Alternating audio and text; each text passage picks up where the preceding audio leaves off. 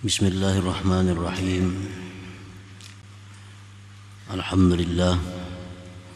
Alhamdulillahil qaribis syahid alladhi aqrabu ilayna min hablil warid. Ashhadu an la ilaha illallah wahdahu la syarika lahul karimul majid. Wa ashhadu anna sayyidana Muhammadan abduhu wa rasuluhu wa nabiyyuhul hamid.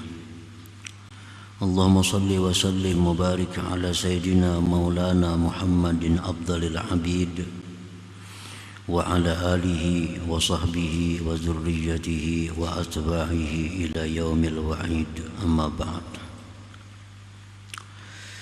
Yang kita hormati, kita muliakan para habaib dan para ulama, muhibbin, hadirin, hadirat rahimakumullah. Puji syukur selalu kita haturkan kehadirat Allah Subhanahu wa ta'ala, yang mana dengan taufik hidayah serta inayahnya kita pada malam ini dapat kembali berkumpul di majelis yang penuh berkah dan rahmat ini. Salawat dan salam kita haturkan keharibaan junjungan kita Nabi besar Muhammad sallallahu alaihi wasallam dan seluruh keluarga, sahabat, zuriat dan pengikut beliau ila yaumil qiyamah. Para muhibbin rahimakumullah, al-hikmatur rabi'ata asyar ba'dal mi'ati tsaniyah min al-hikamil ataiyah. Qala al-Imam Ahmad ibn Athaillah As-Sakandari rahimahullah wa nafa'ana bi ulumihi wa asrari. Hikmah yang ke-214 dari Al-Hikam, berkata pengarang Imam Ahmad ibn Athaillah As-Sakandari rahimahullah wa nafa'ana bi ulumihi. Qurbuka minhu an takuna musyahidan li qurbih wa illa fa min aina anta wa wujudu qurbih. Artinya, bermula dekatnya engkau daripada Allah, bahwa engkau menyaksikan dengan mata hati engkau bagi dekatnya Allah itu. Jikalau tidak demikian maksudnya, maka dari manakah engkau dan adanya dekat kepada Allah Subhanahu wa ta'ala?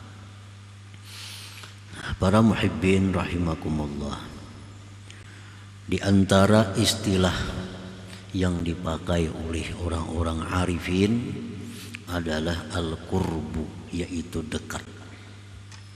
Sebagaimana minggu yang lalu al-wusul, sampai, nah kemudian dekat. Jelas dimaksud dengan dekatnya kita kepada Allah itu bukan dekat zat dengan zat, karena itu mustahil. Bukanlah dekatnya kita dengan Allah seperti dekatnya kita dengan kawan kita, dekatnya kita dengan suatu benda. Itu mustahil diartikan demikian.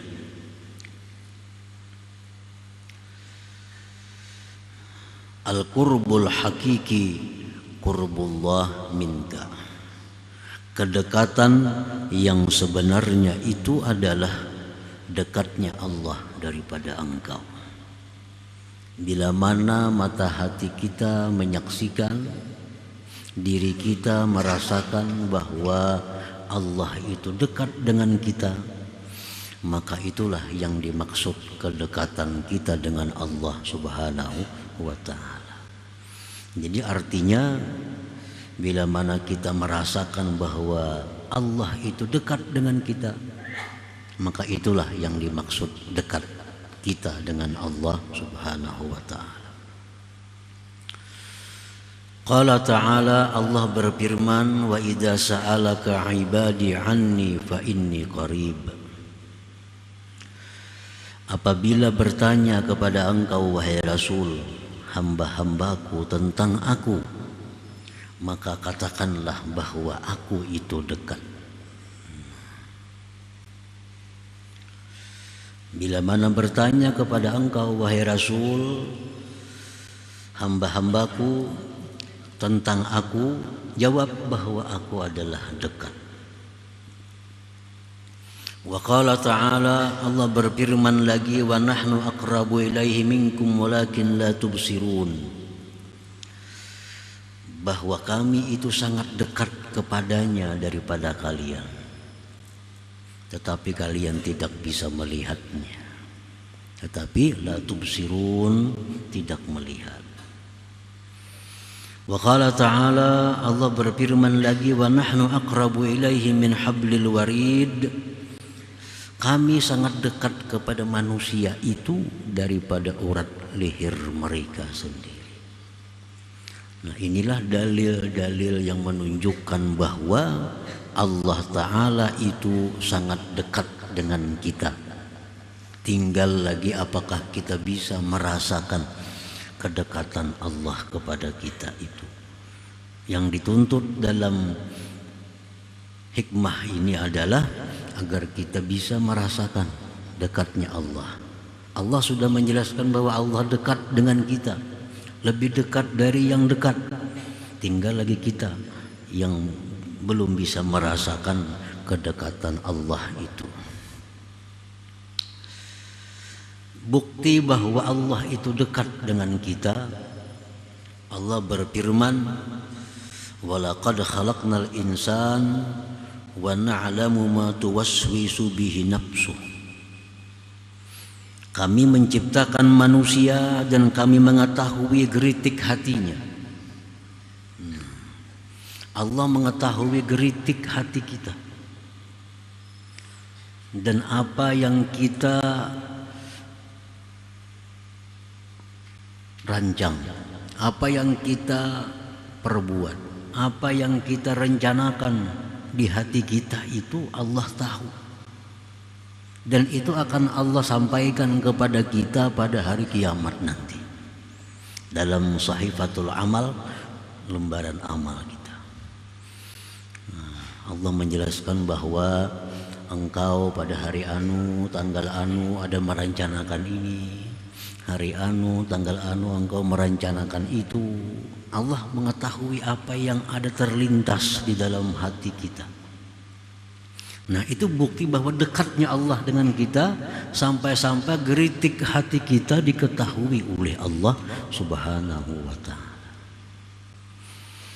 Allah berfirman lagi dalam Al-Quran, ya'lamu kha'inatal a'yun wa ma tukhfis sudur. Allah itu mengetahui khianatnya mata.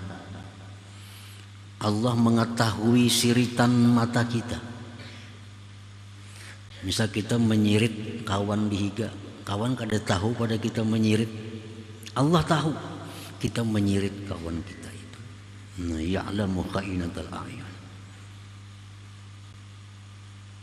wa ma tukhfis sudur, dan yang menyembunyikan oleh hati itu diketahui oleh Allah Subhanahu wa ta'ala. Coba kalau kada dekat, kada akan tahu, kada akan bisa mengetahui demikian. Orang yang paling dekat dengan kita pun kada tahu isi hati kita, tapi Allah tahu. Nah, itu menunjukkan bahwa dekatnya Allah kepada kita lebih dekat dari urat leher kita sendiri. Nah, para muhibbin rahimakumullah,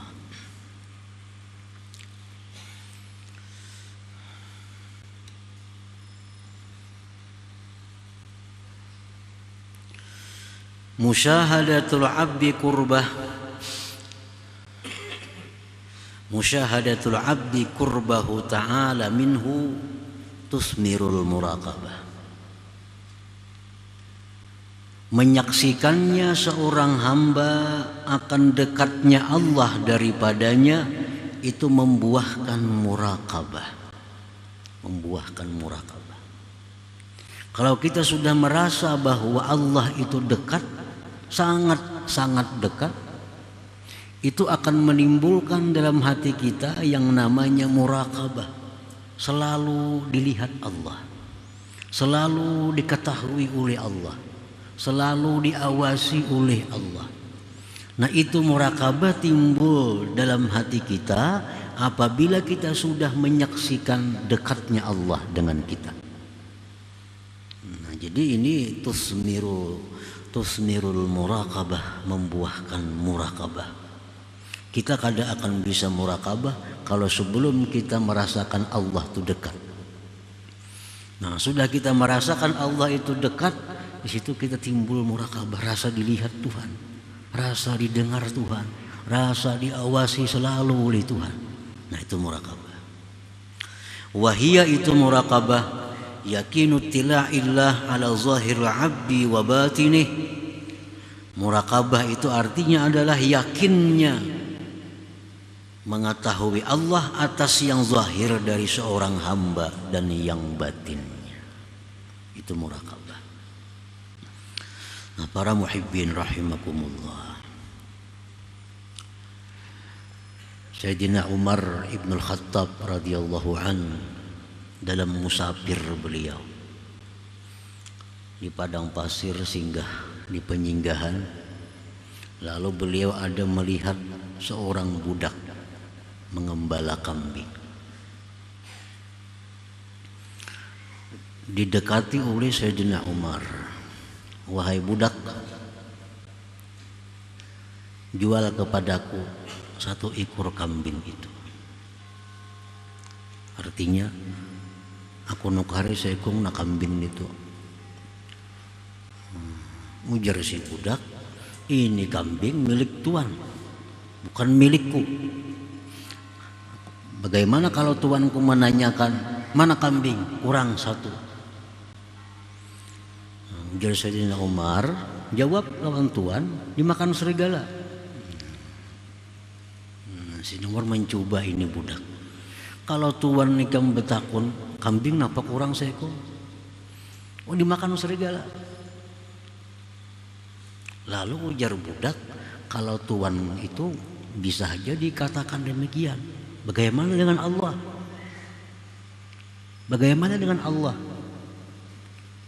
Kalau Allah menanyakan kepadaku, mana kambing yang satunya? Pabaka Umar, maka Umar menangis. Menunjukkan bahwa seorang hamba yang berkulit hitam pengembala kambing itu ternyata punya sifat muraqabah, selalu merasa diawasi oleh Allah Subhanahu wa taala. Merasa diawasi oleh Allah. Artinya kalau lawan tuan kita bisa berbohong, dimakan serigala. Tapi kalau dengan Allah, halo Sayyidina Umar, mana tuan engkau? Tuanku di sana. Bawa kepada tuannya. Ujar Umar, "Wahai tuan, ini budak aku beli. Berapa harganya?" Dijual oleh tuannya. Maka budak itu dimerdekakan oleh Sayyidina Umar bin Khattab radhiyallahu anhu. Nah, jadi artinya Allah memberikan ini sifat yang mulia muraqabah kepada seorang budak hitam, seorang hamba sahaya.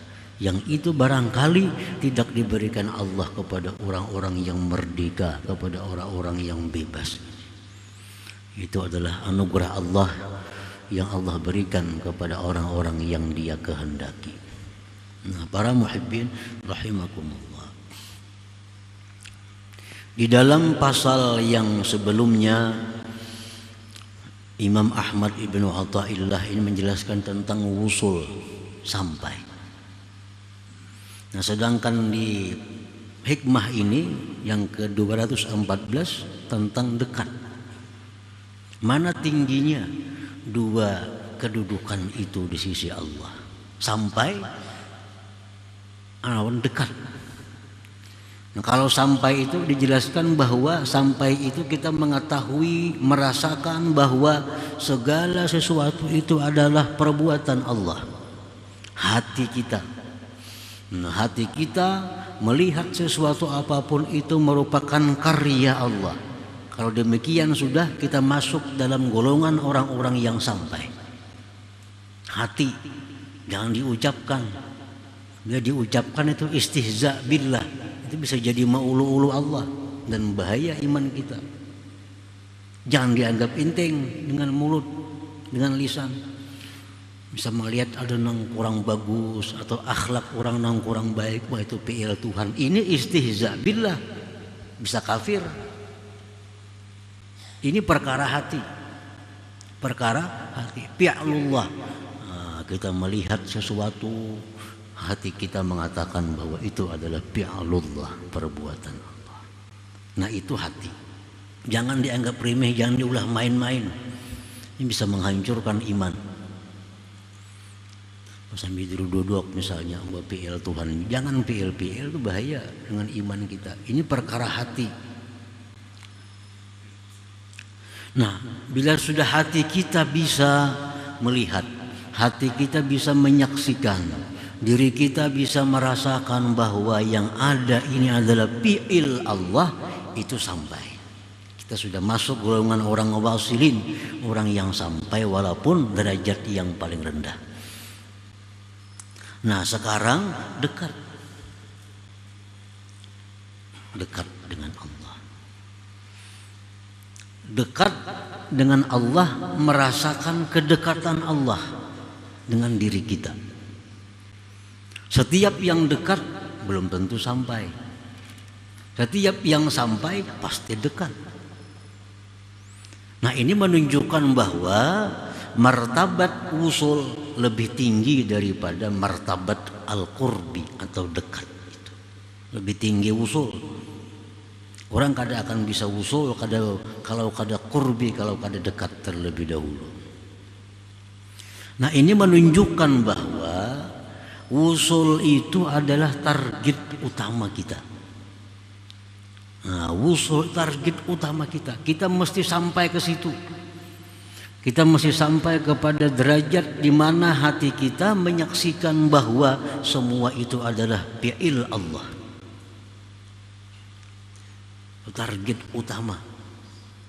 Nah, kalau kita belum sampai ke derajat itu, belum sampai ke derajat musyahadah fi'lullah, kita ambil yang di bawah, yaitu menyaksikan kedekatan Allah dengan kita.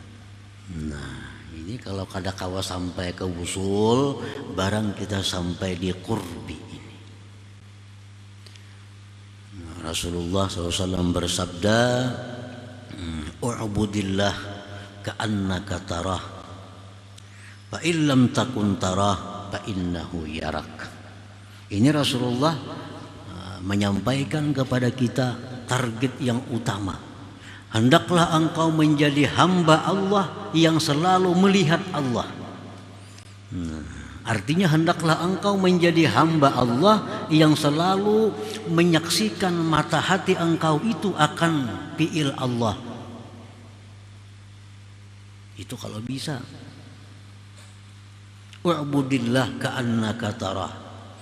Jadilah engkau seorang hamba yang selalu bisa menyaksikan, merasakan akan perbuatan Allah.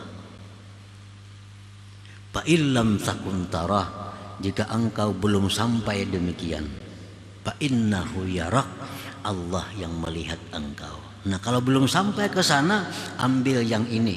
Selalu merasa dilihat oleh Allah. Nah, selalu merasa diawasi oleh Allah. Nah, ini adalah pilihan yang terakhir. Hanya ada dua. Harus salah satunya. Kalau kita belum bisa menyaksikan segala sesuatu itu adalah perbuatan Allah, belum bisa itu, kita ambil yang kedua, bahwa segala sesuatu gerak-gerik kita ini dilihat oleh Allah Subhanahu wa ta'ala. Kada ada pilihan lain pada itu. Kalau kita hendak duduk dalam derajat ihsan,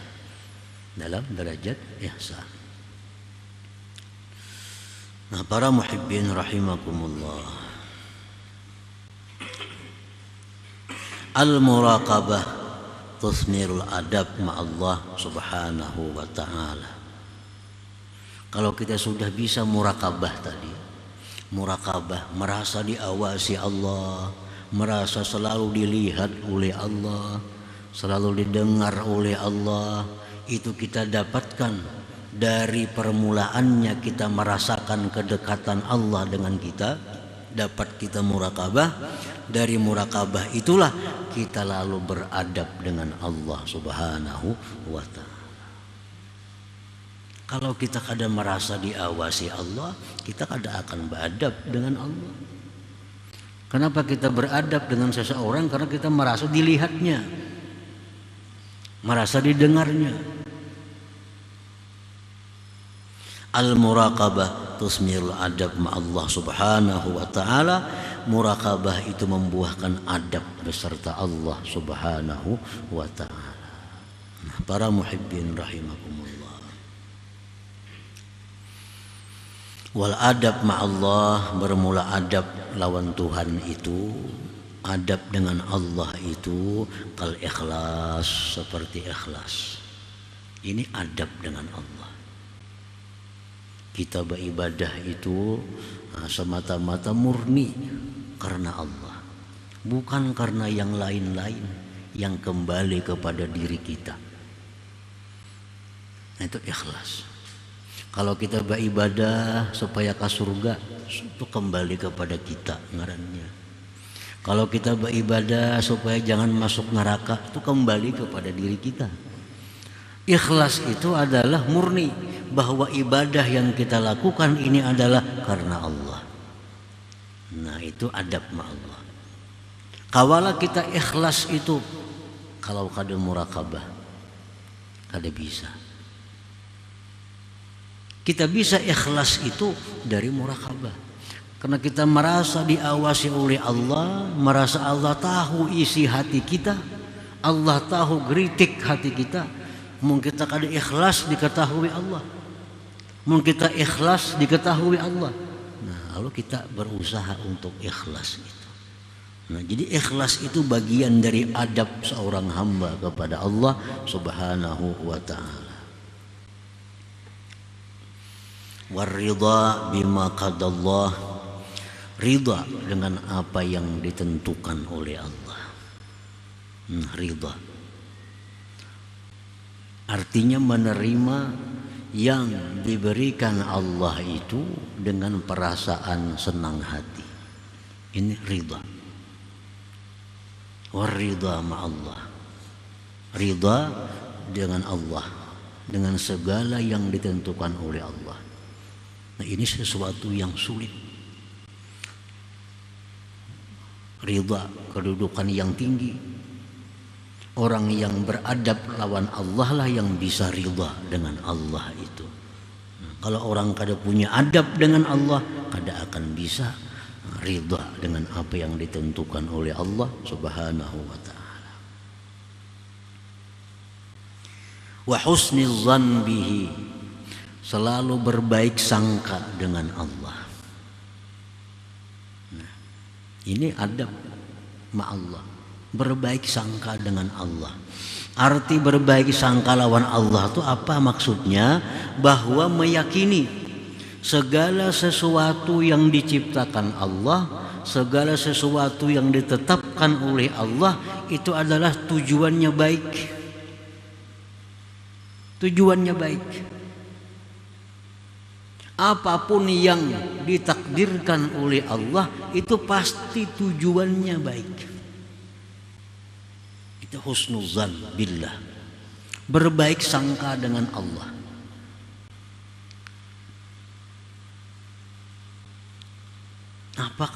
Apakah yang diterima dari Allah pasti tujuan Tuhan itu baik. Allah menakdirkan kita berbuat taat, lalu kita bisa taat kepada Allah. Baik.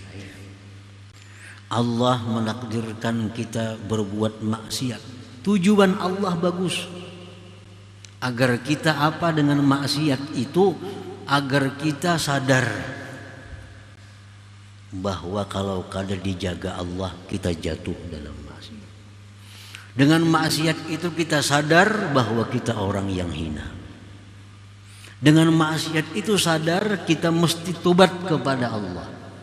Nah, jadi walaupun Allah itu menghendaki kita maksiat, walaupun kita mesti husnuzan dengan Tuhan. Ini tujuan Tuhan baik, agar aku ini merasa bahwa diriku ini memang hamba yang kotor, hamba yang mesti tobat kepada Allah Subhanahu wa ta'ala, hamba yang selalu minta perlindungan kepada Allah Subhanahu wa ta'ala. Nah, itu husnuzan billah, selalu berbaik sangka dengan Allah terhadap apa yang diberikan oleh Allah Subhanahu wa ta'ala. Ini bagian adab dengan Allah.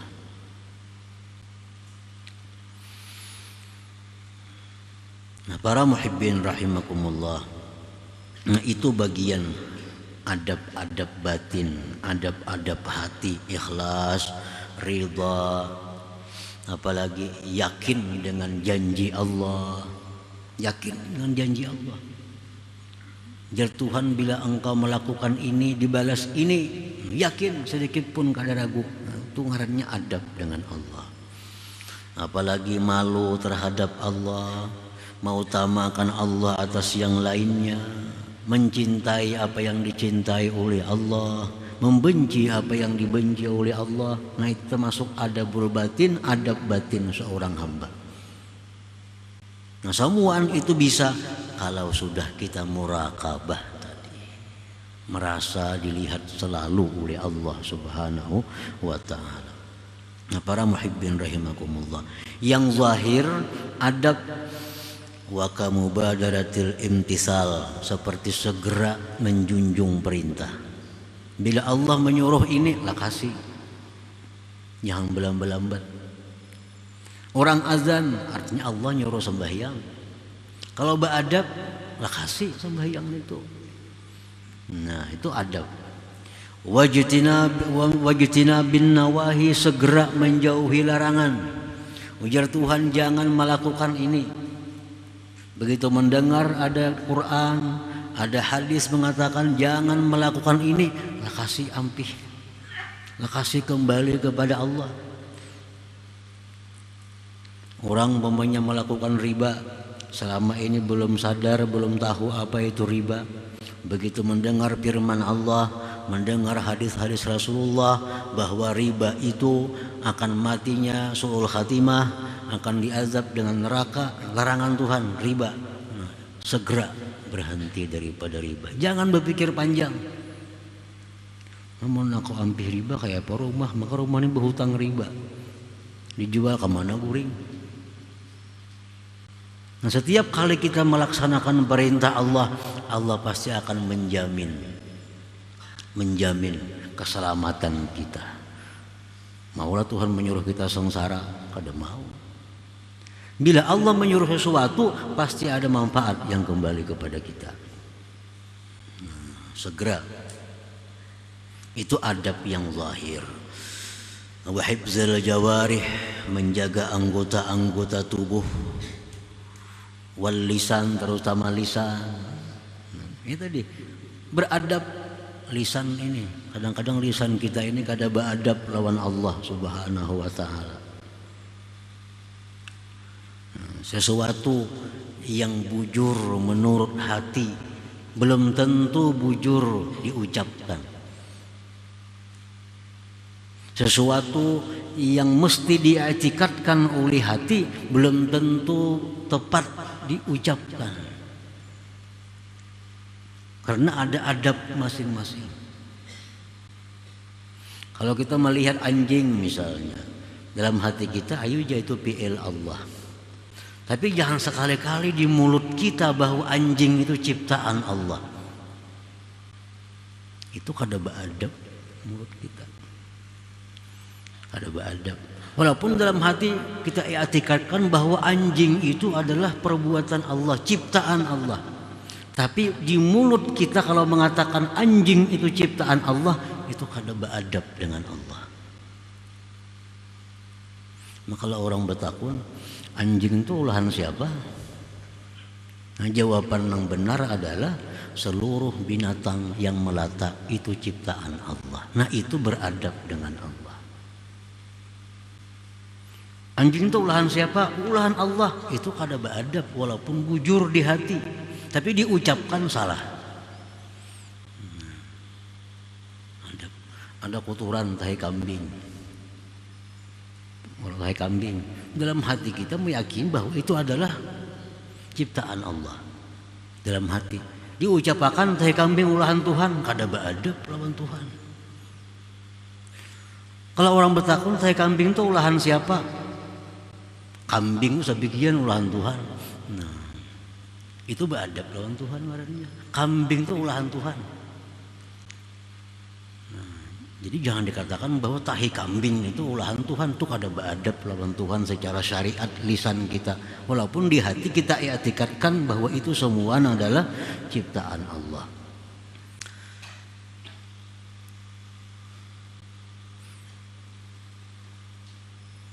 Nah, wa hifdzul lisan wal jawarih amma nahallahu ta'ala anhu.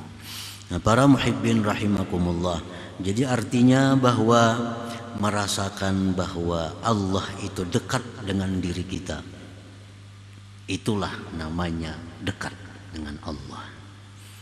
Bila sudah kita merasakan bahwa Allah Ta'ala itu dekat dengan kita, maka kita akan merasa bahwa kita selalu dipantau, dilihat, didengar, diperhatikan, diawasi oleh Allah. Bila kita merasakan dilihat, diawasi oleh Allah, kita akan berhati-hati, Ujar Imam Ghazali mengatakan dalam kitab Ihya, menukil perkataan ulama, kalau orang berbuat maksiat sedangkan dia meyakini Allah Ta'ala melihat, itu orang sangat berani kepada Allah. Orang itu melakukan maksiat padahal dia yakin bahwa Allah melihat, berarti orang ini sangat berani kepada Allah, sangat berani kepada Allah Subhanahu wa Ta'ala. Nah, jadi membuahkan muraqabah, membuahkan adab kepada Allah Subhanahu wa Ta'ala. Para muhibbin rahimakumullah, kalau supaya bisa usul kepada Allah, disebutkan pada hikmah yang lalu, kita memperbanyak zikir la ilaha illallah dengan hadir hati bahwa tidak ada yang berbuat kecuali Allah. Nah, untuk bisa muraqabah ini, para ulama mengajarkan kepada kita untuk memperbanyak zikir. Allahu ma'i, Allahu nazirun ilayya, Allahu syahidun alayya. Itu di hati, diulang-ulang supaya bisa muraqabah nih. Allahu ma'i, Allah besertaku. Allahu nazirun ilayya, Allah memandang aku. Allahu syahidun alayya, Allah menyaksikan atasku. Ulangi aja, baca beberapa kali sehari. Kayak ini jadi selalu merasa dipandang Allah, merasa disaksikan, diawasi oleh Allah Subhanahu wa Ta'ala. Jikalau untuk usul amaliyahnya la ilaha illallah, perbanyak. Kalau hendak dapat muraqabah ini, nah perbanyaklah zikir Allahu ma'i, Allahu nazirun ilayya, Allahu syahidun alayya. Nah, diulang-ulangi sambil dipaham artinya. Allah beserta aku, Allah memandang aku, Allah menyaksikan atasku. Kalau ada hitungannya berapa kali sehari? Nah, kalau sudah itu mahir, jadi kebiasaan, kena akan timbul kita muraqabah itu, merasa diawasi oleh Allah Subhanahu wa Ta'ala. Nah, kemudian hikmah yang ke-215. Ila hadratin Nabi sallallahu alaihi wasallam, al-Fatihah. Ya kana na'budu wa iyyaka nasta'in, ihdinas siratal mustaqim. Ya Allah biha, ya Allah biha, ya Allah bi husnil khatimah. Ya Allah biha, ya Allah biha, ya Allah bi husnil khatimah. Ya Allah biha, ya Allah biha, ya Allah bi husnil khatimah. يا أيها الرجل منه شفاعة صلوا عليه سلموا تسليما اللهم صل وسلم وبارك عليه.